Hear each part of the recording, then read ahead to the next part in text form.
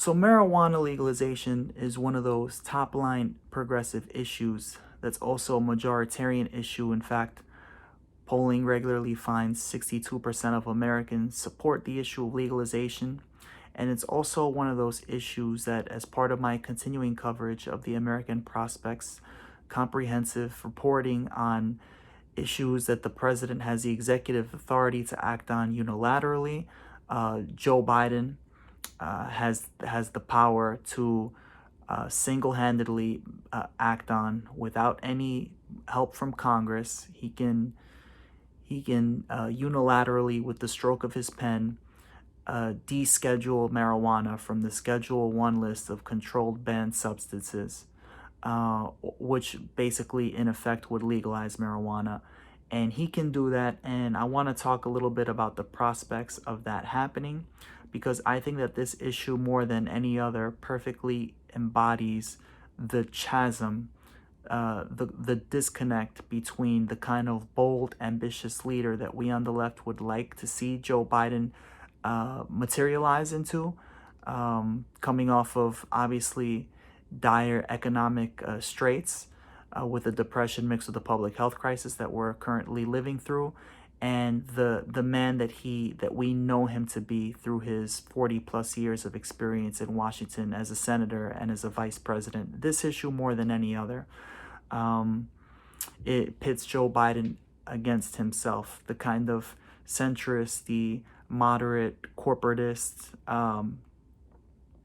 corrupt hack versus the swashbuckling FDR style take no prisoners progressive that we were so hoping that he would become on the campaign trail, but that he never really did, because he settled strictly into making the election a referendum on Trump that would, of course, deflect any real scrutiny of his own record, and which the media was more than happy to run with. But now that we're here and Joe Biden is the nominee and well, excuse me, president-elect, and we know he's going to be president, we need to take serious stock of what are the levers of power available to him, because of obviously the very likely scenario, depending on what happens in the Senate runoff races in Georgia in January, the very likely scenario that he will not have control, the Democrats, his party, of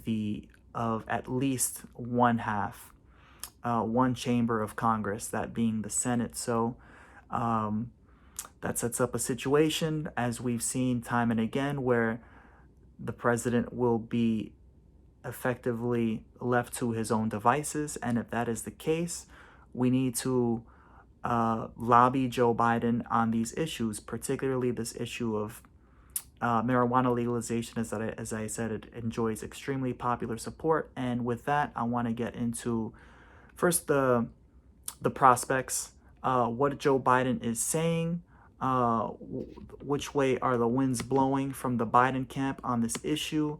And apparently Biden is taking a very middle ground approach.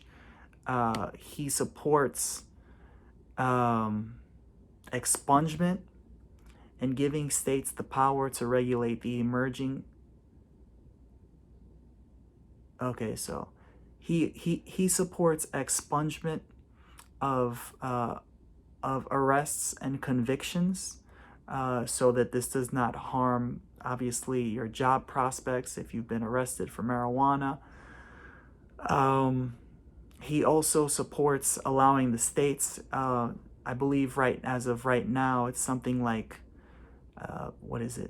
15 states? I believe it's now 15 states that have legalized marijuana for recreational use, and then 34, which is over 2/3, that have legalized marijuana for medical use only, including four states, that being Arizona, Montana, New Jersey, and South Dakota, that just legalized marijuana for recreational use.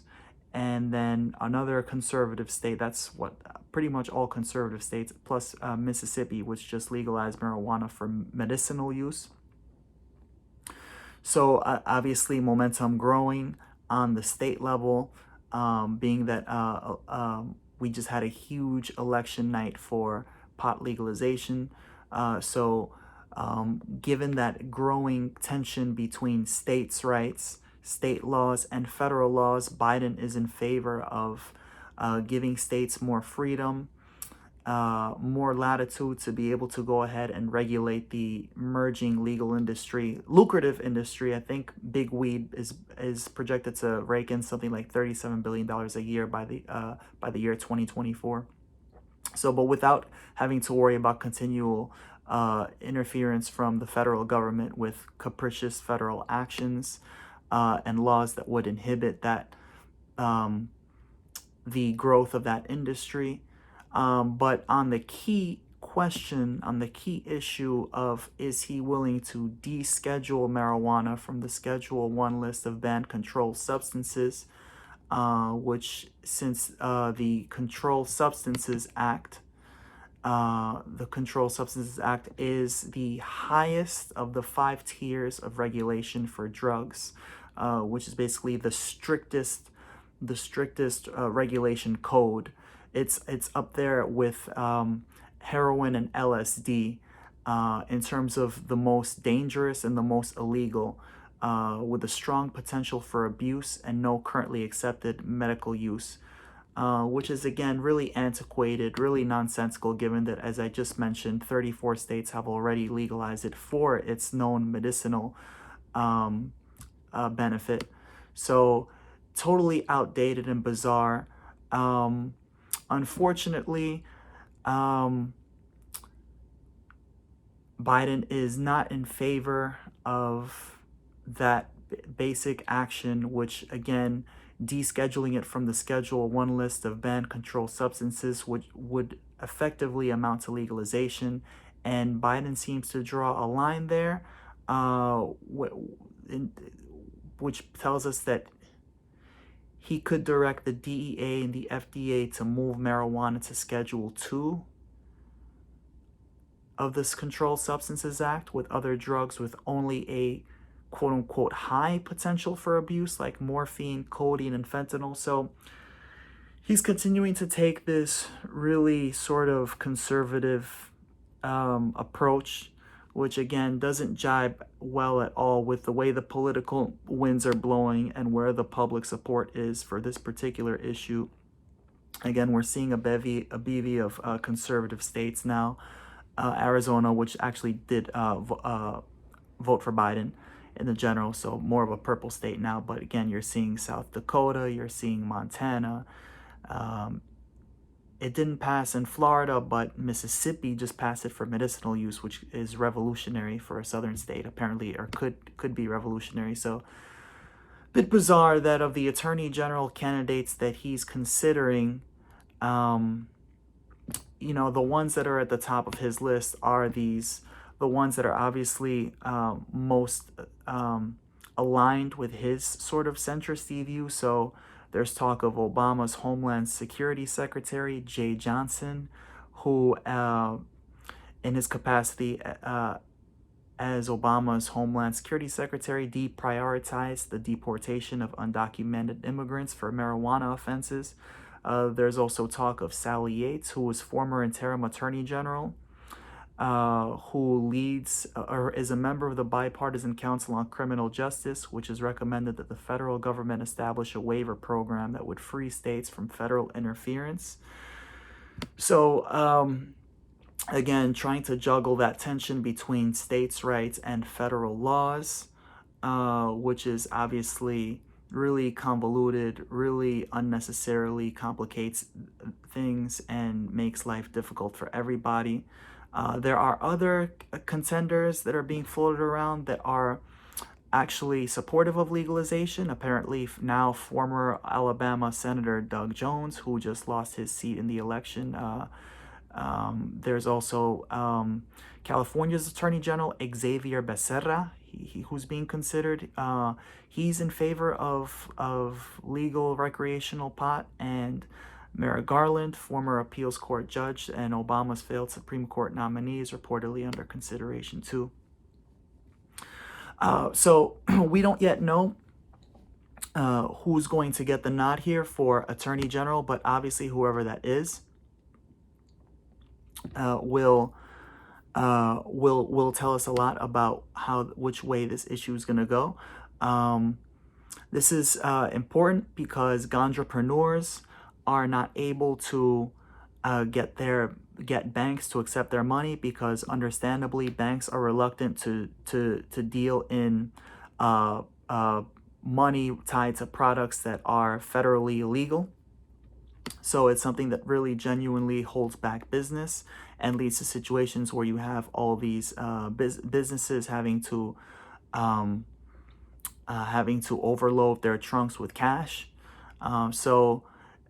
There's a genuine bind here for business, that a lot of commercial pressure on Biden involved here, just because, again, big weed is projected to soon be a $37 billion a year industry. There is some sort of centristy bill in the Senate that's being proposed, the Secure and Fair Enforcement Banking Act, which would allow financial institutions to offer certain financial services to cannabis businesses. So as a way to get around that. But look, guys, I mean, let's not delude ourselves. I mean, this is a majoritarian issue. We need bold leadership. We already know that black people, there is a racial wealth gap in this country as it is, that's being exacerbated by the pandemic. We already know that there is a student loan debt crisis that exacerbates the racial wealth gap. We already know that Black and Latinos are disproportionately impacted by these chicken shit laws that that ban petty crime, that make petty crimes out of, safe possession of safe drugs like marijuana, and that basically, if you want to have a juster society, create a more fair and equitable society, you need to start looking at criminal justice reform. And fact is that this is the matter more than any other that implicates the Biden of the past, the Biden that we on the left criticize and loathe, more than any other. Again, we're talking about the author of the crime bill of 1994, led to the mass incarceration of black people. 3 strikes, you're out. Mandatory minimum prison sentences. 3 strikes for petty nonviolent marijuana offenses. This is the man who wrote that bill, and to this day defends that bill, the infamous 1994 crime bill. So, Joe Biden authored that bill, and has he evolved on the issue? Yes, but not nearly enough. The conversation is starting to shift to, you have a situation where states like Oregon just became the first state in this last election to legalize all drugs, including psychedelic mushrooms. And I believe, if I'm not mistaken, I think DC might have done the same thing. But now you have a situation where you have states like Washington State, California, and Vermont are also looking at this issue of not legalizing, decriminalizing all drugs, which of course effectively amounts to legalization, given that you don't have to worry about being arrested or being victimized if you're caught with possession or smoking or what have you. But listen, we know that we also have a cash bail system that effectively punishes people for the crime of being poor in this country. You get arrested for smoking pot in a country that's not yet legalized pot, and what happens? You can end up serving a sentence. Some people have killed themselves for that very reason. Young people have killed themselves for that very reason. You can end up serving out a sentence simply while awaiting the date of your hearing, which can take years, just because what? You can't afford to post bail. So again, it's just one issue after another that disproportionately affects minorities and black and brown people and Latinos. And given what we already know about the way the pandemic and the economic fallout from, again, the student loan debt and criminal justice um, uh, disproportionately impacts and um, and takes a harder toll on these communities. We gotta be looking at ways that we can lift that burden off of their shoulders. I mean, this is, we need Joe Biden to be strong on this, especially as the conversation shifts to decriminalizing all drugs. I mean, let's keep it real. If you want to end the drug war, you got to decriminalize drugs. Allow drug use and drug addiction to be treated as a mental health issue, so that people are more comfortable seeking treatment rather than afraid and feeling stigmatized for being addicted to an illegal drug, and worrying about going to jail and etc. I mean, this is common sense, guys. I mean, we got to get serious. We got to be talking about, we gotta be seriously legalizing marijuana. I mean, and it's got to happen under the Democratic administration. I mean, you gotta give us something, man. I mean, if it's not debt cancellation, which again is another issue that Biden can unilaterally direct his education department to release the debt burden for upwards of 44 million student loan borrowers. If it's not that, or Medicare for all, again, another burden, another unfair, undue burden on a civilized society, allowing people to fall into medical bankruptcy because they were unfortunately enough to catch an infection, catch a disease that then they couldn't afford treatment for. So listen, these are all things that I'm going to continue talking about, that the American Prospect has clarified in their inspired reporting. The president, the incoming administration, is empowered to unilaterally act on. You can bypass Congress. Important because the likely scenario that the Democrats will not control the Senate. Joe Biden's going to have to demonstrate some tangible leadership here, and earn the comparisons to FDR that the media has been overly generously heaped on him during the primaries. And know that we're watching, and that we're watching carefully, and that we're holding him to some high standards here. All right, we don't have time to mess around. We gotta legalize marijuana. We got to bring down prescription drug prices. Bring Medicare for all, using the existing provisions in the Affordable Care Act. We got to cancel all the student loan debt owed to the federal government. Find creative way for the federal government to take possession of the remaining student loan debt that's privately held, and let's start to close the racial wealth gap. Let's start to create a more just and evenly balanced and equitable society, and let's listen. We can also do universal programs. Let's do a UBI. I'm all in favor of. Let's expand Social Security. Let's cancel all medical debt. It's I'm as much in favor of universal programs as anybody. But let's get real. I mean, legalizing marijuana, that affects everybody. I mean, it's just, it's ridiculous that black and brown people are more likely to be punished than white people, but white people smoke too. I mean, so this is a universal program. So let's get with the ball. Let's lobby Joe Biden, guys.